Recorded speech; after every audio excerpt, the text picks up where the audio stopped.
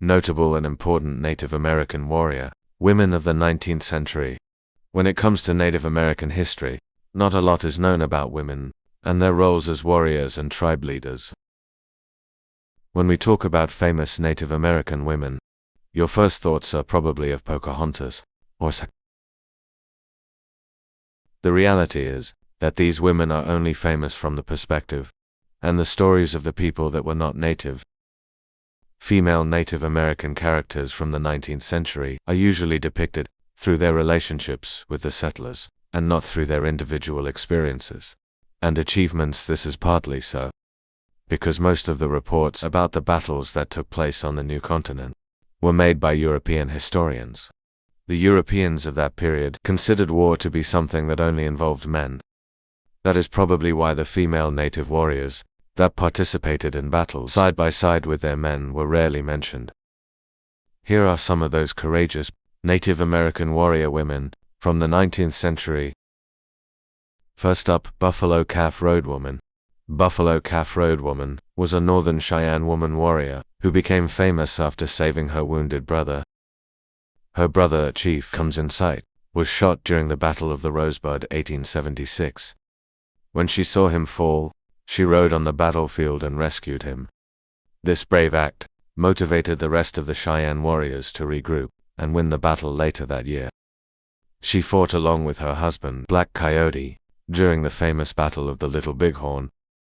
In Cheyenne lore, she is credited of striking the blow that knocked Lieutenant Colonel George Armstrong Custer off his horse before he died.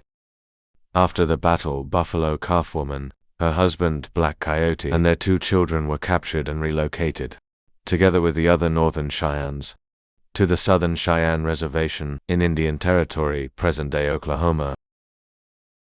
Next is Da Testi. Da Testi was a Chacona Apache woman warrior, and being married and having children didn't stop her to participate in many raiding parties together with her first husband and Indian. Later in her life she joined the legendary Geronimo, together with another famous woman warrior called Lozon. Besides being a brave and skilled as a warrior, she was also fluent in English and served as a messenger and translator for the Apache.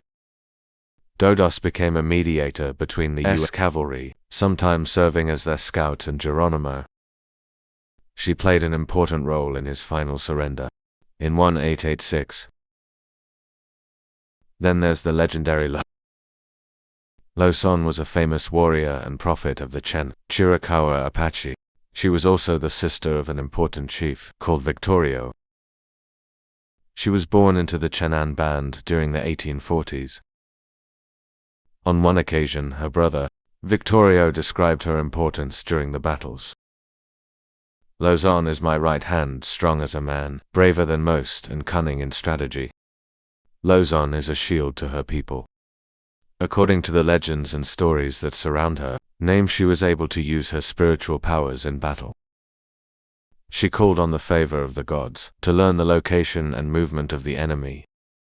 She participated in many fights on the San Carlos Reservation in Arizona together with her brother.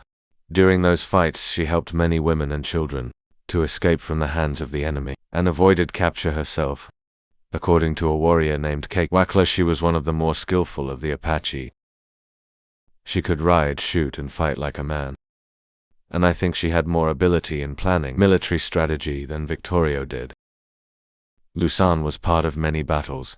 She also fought alongside Geronimo in the last campaign of the Apache Wars. Next is Woman Chief Pineleaf. Although her real name is unknown, she was a warrior and the chief of the Crow people, who named her Woman Chief by.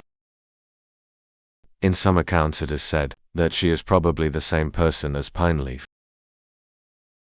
When she was 10 years old, a Crow raiding party took her from her tribe. The Grovontes and a Crow warrior adopted her. From an early age, she showed interest in some activities that were usually male. Soon, she became proficient in horse riding, marksmanship, and fighting. Woman Chief became recognized as a warrior during a raid by the Blackfoot on a fort sheltering Crow and white families. According to the stories, she managed to defend the fort from many of the attackers and played a key role in beating the raid back. Later she managed to gather a group of her own warriors and attacked Blackfoot settlements.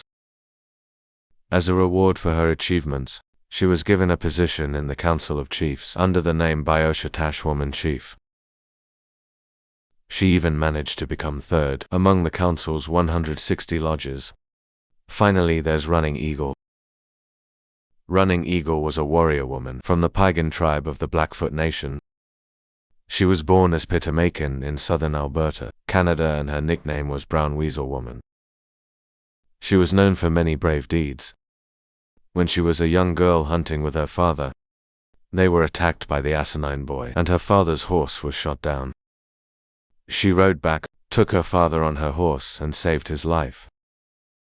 Later in her life, her husband was killed by some Crow warriors. She decided to avenge him and became a Blackfoot warrior. Allegedly, the Sun Spirit told her that she would have great power in wars. Until she restrains herself from sexual relations with another man, she had many successful raids after this revelation, up until she was intimate with a man from her party.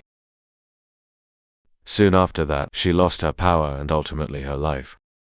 Running Eagle was killed sometime after 1878 by the Flathead tribe while stealing horses for a battle. Thank you for watching and listening.